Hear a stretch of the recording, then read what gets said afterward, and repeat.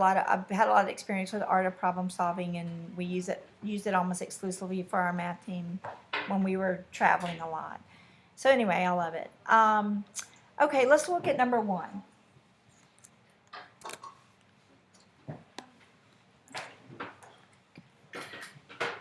We're not going to just always do number 1. You know, there's some that are, we'll do some hard ones today too. And these are just interesting problems. There is some pre-cal that we need to know for a couple of the problems today. All right, so Alice had 2 containers. Y'all might, Grace remembered this from last year, I think, from taking it. Did you remember the problem? Alicia had 2 containers. The first was 5/6 full of water. So I'm always drawing as I'm reading, always. You might be too. I may even be drawing the right picture, but we have 2 containers. The first is 5/6 full of water, and the second was empty. She poured I really do this while I was working last night watching the college football game. But anyway, I write all over. I suggest it. The first container into the second container, at which point that container was 3/4 full of water. What is the ratio of the volume of the first container to the volume of the second container?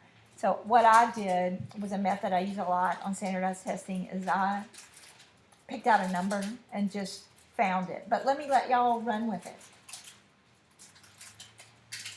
Grace? 10 to 9. Yeah, but would you pick, you don't have that choice, 10 to 9? So what would you pick? So you'd pick D, which is the answer. How'd you get that? Because it's the same amount of water in both containers, just one is 5/6 full and one is 3/4. So that means 5/6 of container 1 is equal to 3/4 of container 2. So then we just have to simplify to the both numbers. That's one of their methods. They said 5/6 of container A is equal to 3/4 of container B. Something kind of bothers me about this method, and maybe y'all can talk me down from it, but it does work. I'm going to get a ratio of 5/6, and instead of divided by 3/4, I'm going to multiply by 4/3. And that would give me, oh, okay. Well, I'm fine with this now. So that does work. You get to, I don't know what I was writing last night. I felt like I was getting it upside down.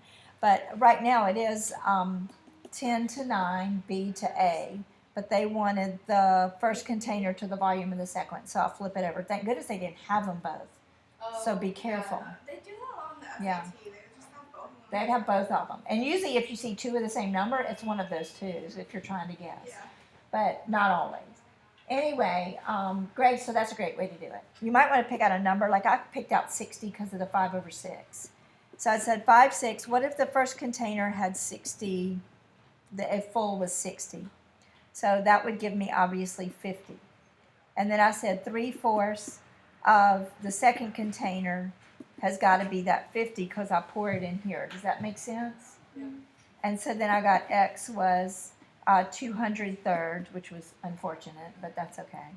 And so I said the small container 60 to the big container, which was 20/3. That gives you 180 over 200 when you flip it, which will give you 9/10 also.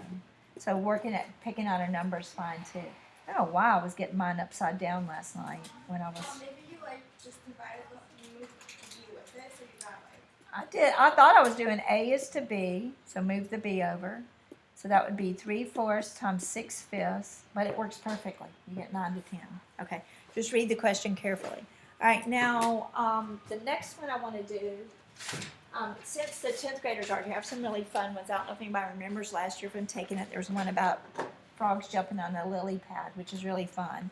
But I want to do one. The reason I'm saying while the 10th graders aren't here is only Libby and Sophie are in pre-cal, I think, and the other class 10s won't have questions like this they'll be taking the AMC 10.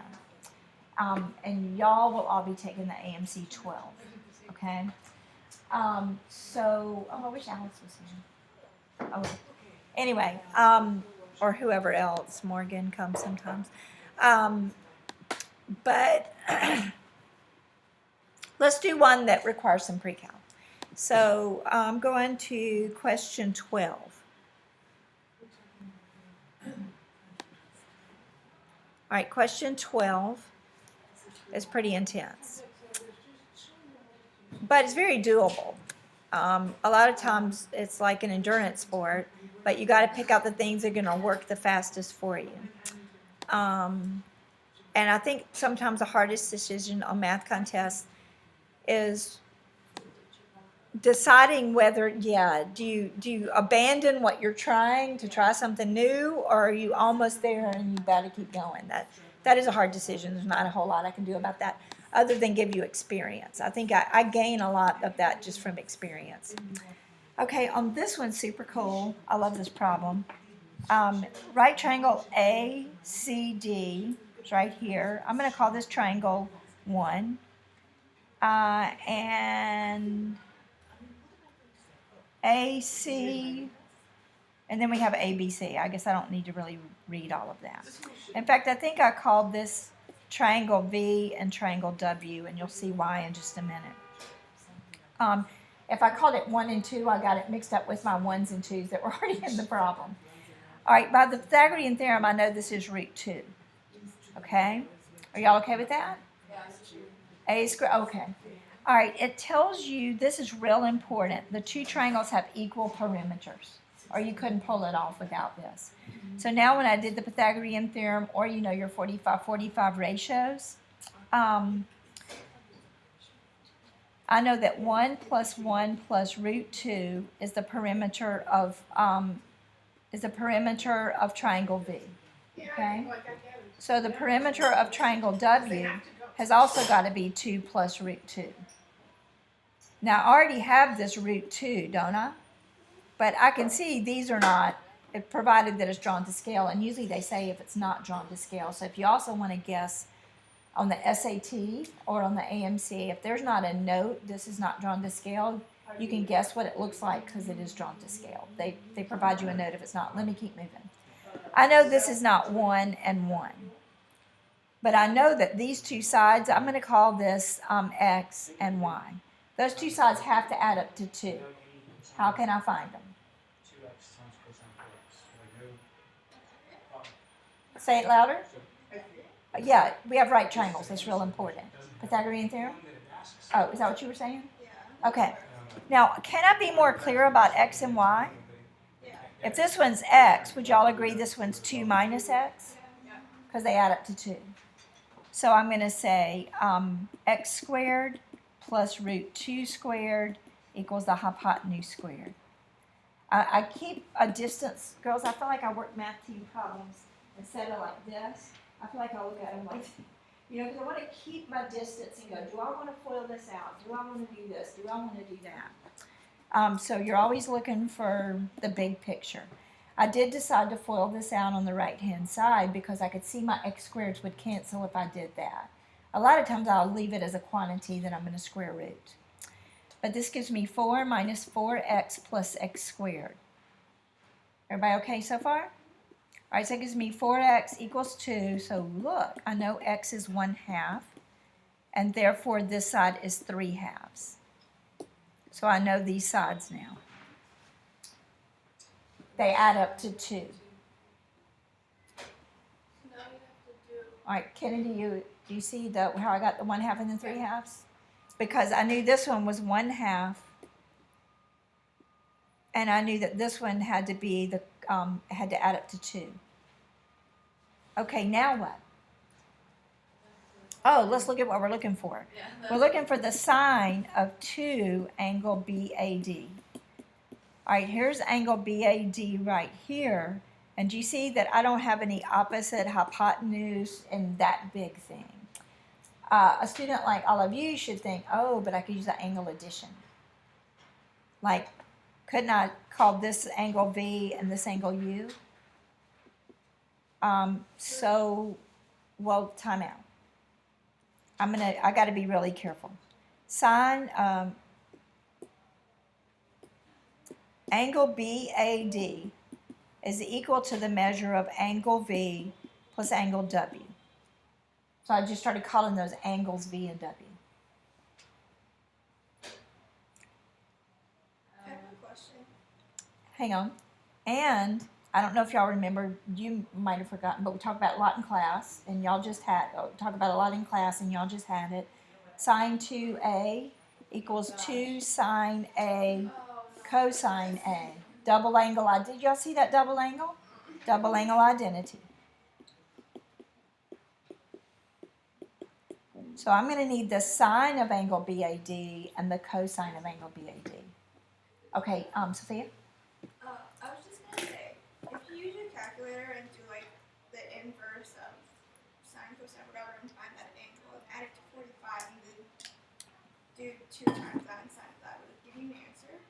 I would think that would definitely work. We'll try that in just a minute, okay? But don't do it now because I want you to watch this. And I feel sure, hang on mine I had the American,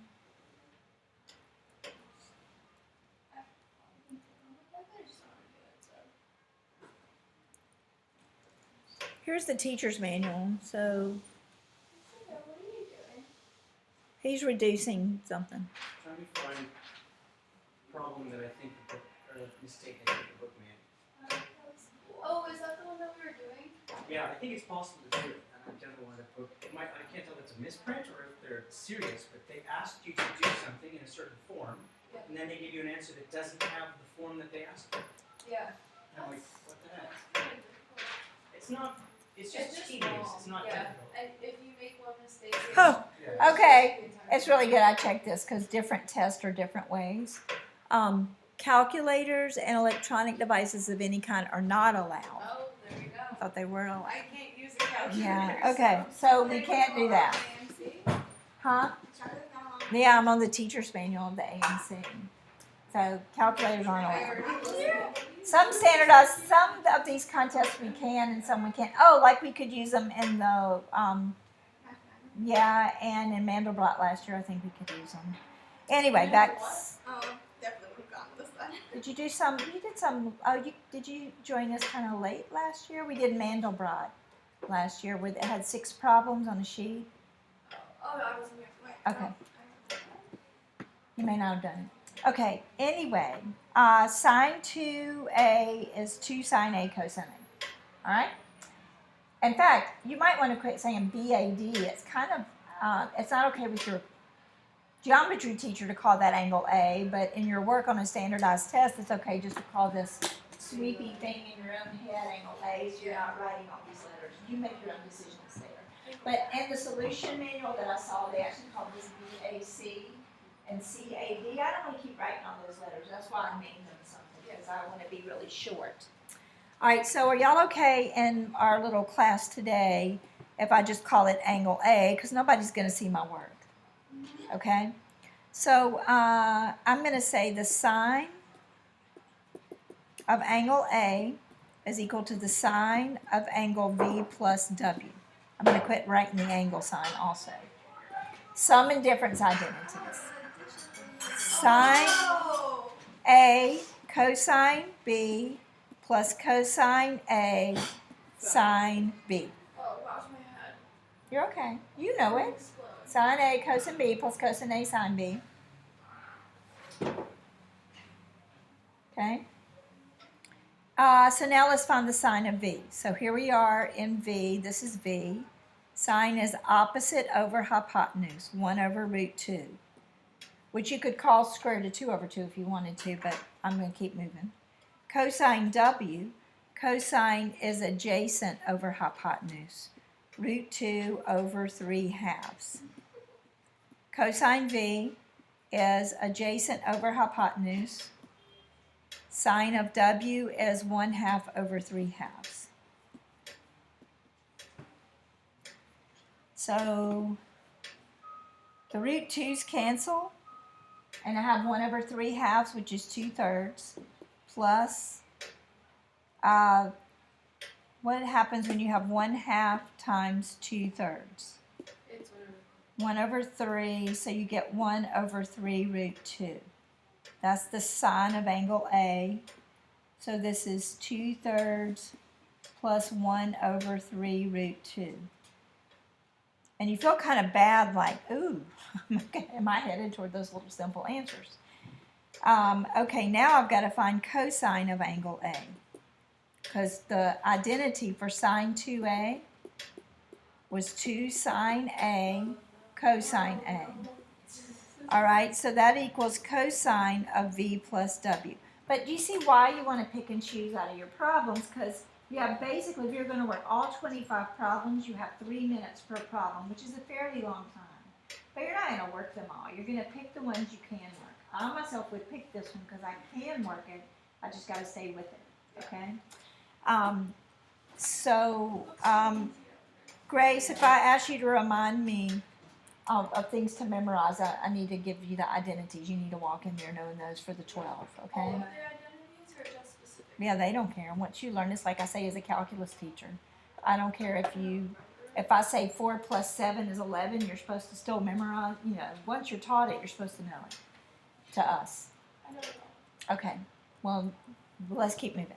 All right, cosine goes cosine A, cosine B, minus sine A, sine B. Oh, Grace, and you, because of your school change, you're trig. Yeah, but you would have had them last year with Mr. On Hill. the final, I just wrote them all on the flashcard. Well, you can't bring that flashcard in, but I remember maybe if you before- write them on the flashcard enough, you'll memorize them. I framed that flashcard. Really? So we're so hard on it. We'll look at it, For what? the exam For the problem. final. Yeah. All right, cosine V. So cosine of V is 1 over root 2. Cosine W is root 2 over, what was that other one?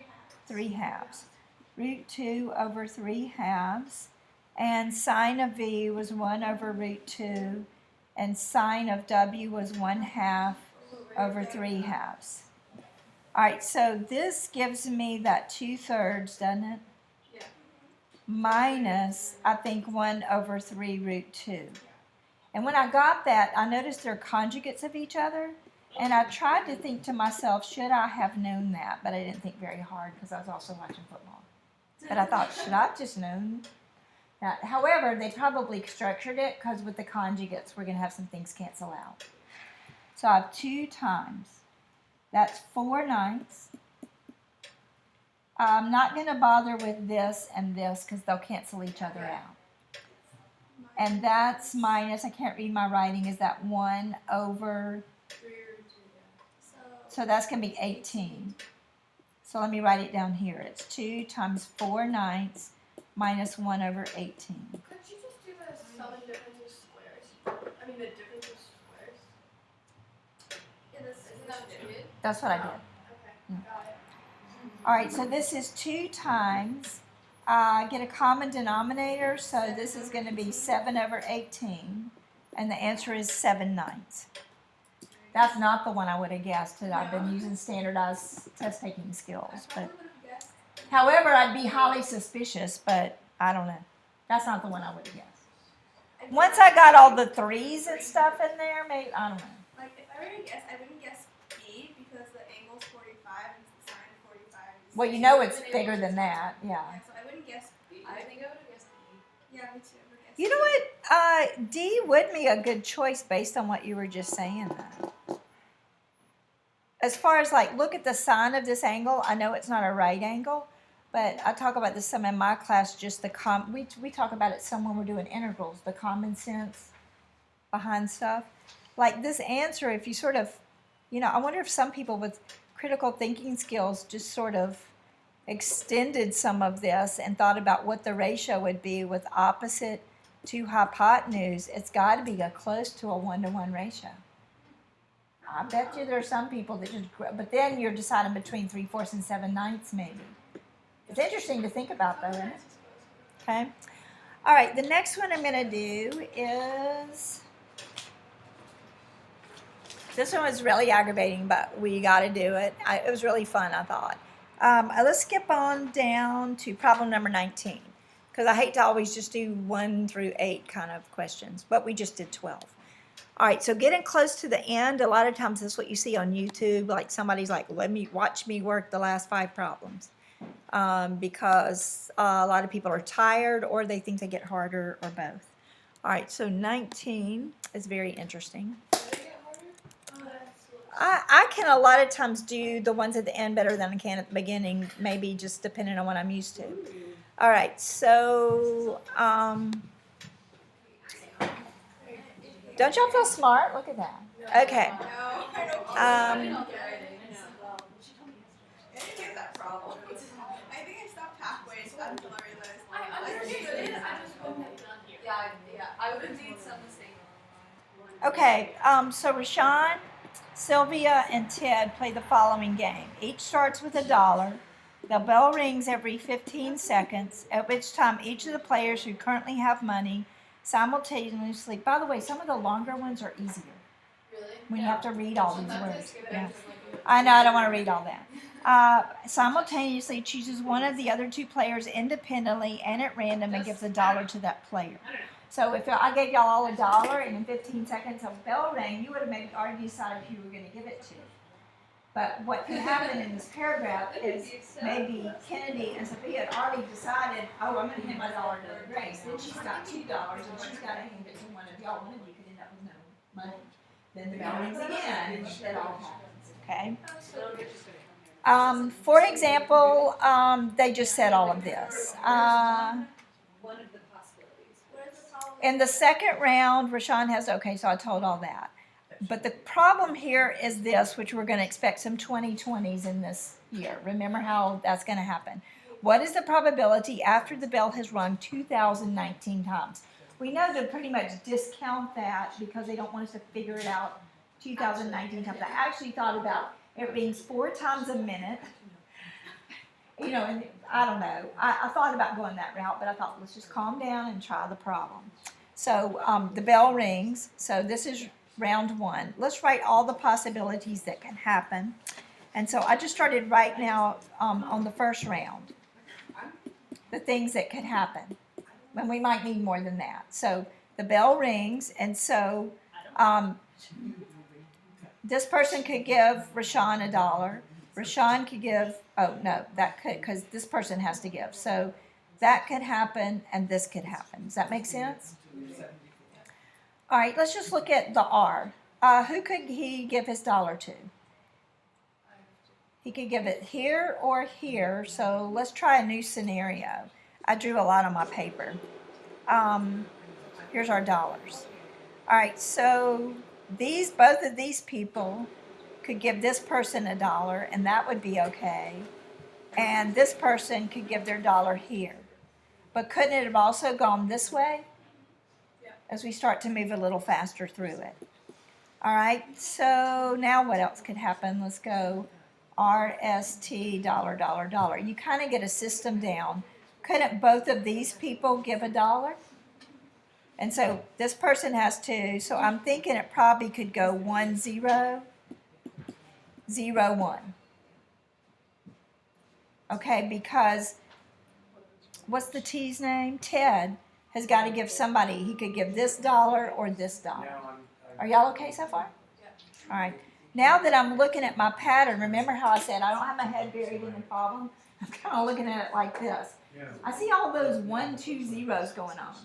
I don't think there can be a 3, could there? That couldn't happen. You'd have to give yourself the $1 and you can't. Okay? So what's another scenario? If I have 1 2 0 0 2 1, the 2 could also be at the what? At the beginning. So I'll probably have this and this. And there's actually, let's go back to this. Don't I have 2 situations where this happens? Let's go back. RST, they start with $1. How many ways can RST on the next round end with the $1? So she could give hers. He could give his. I don't really know how I played this out, but that gives me a 1 1 1.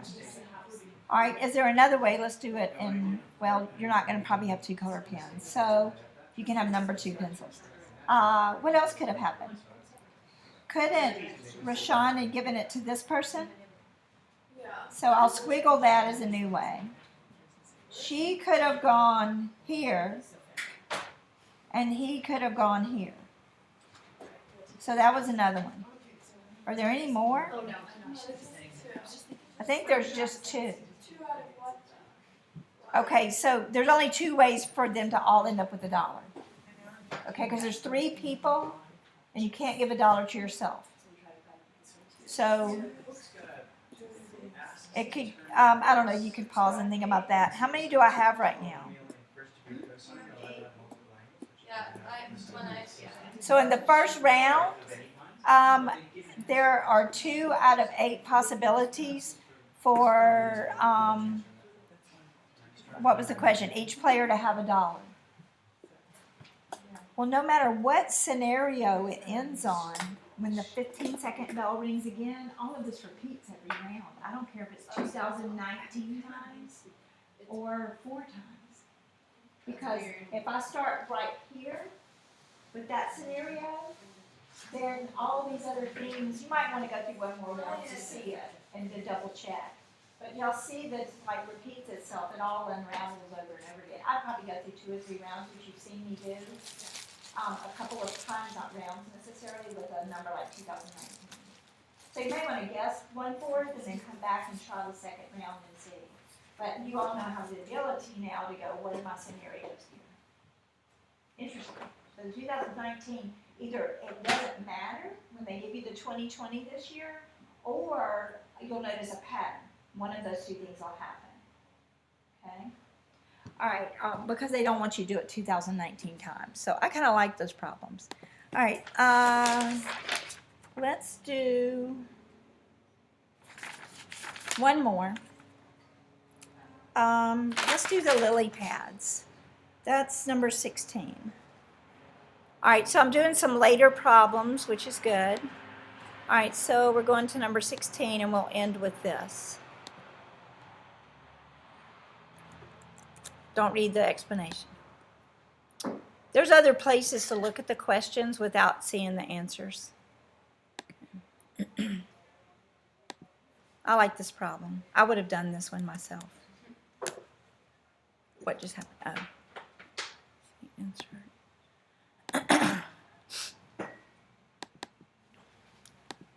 And all of these get a little aggravating. You think, well, I'm going to quit and go to the next one. Okay.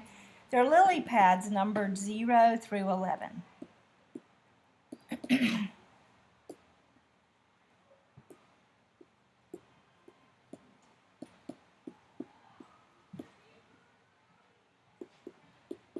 Okay, so I drew little circles, which was kind of a waste of time for my lily pads. You don't really need to draw little circles for the frog to land on.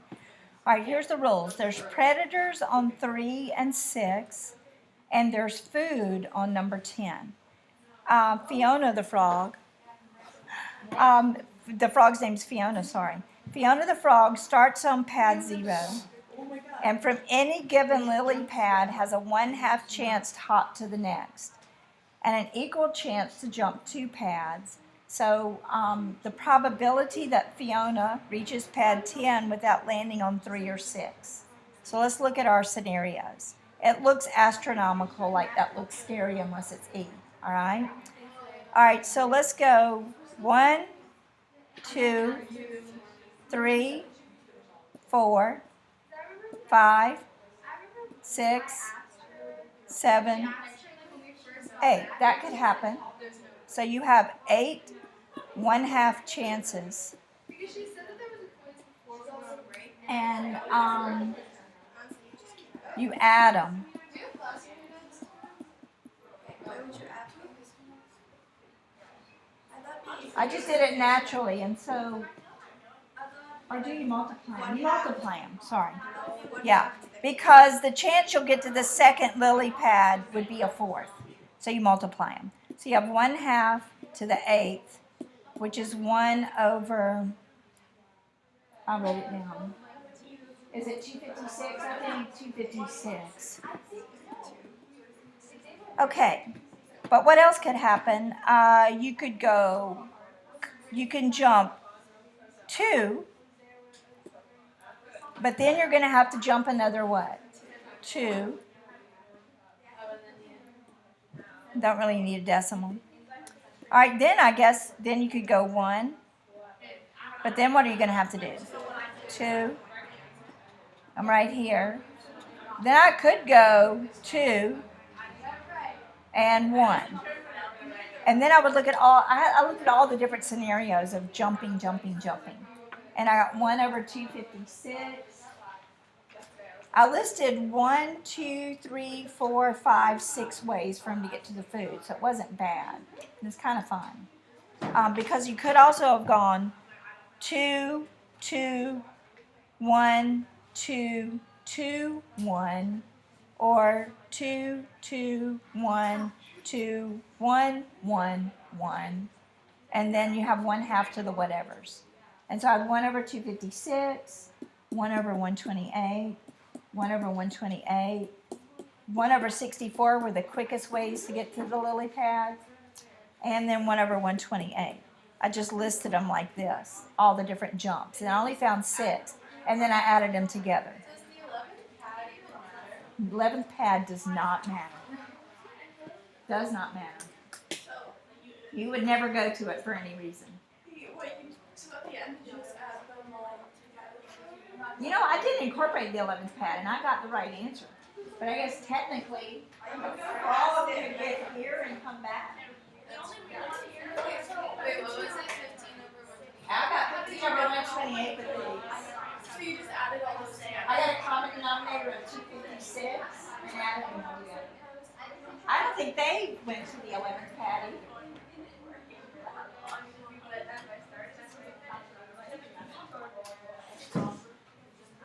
Maybe they just wanted us to use common sense why would go past it.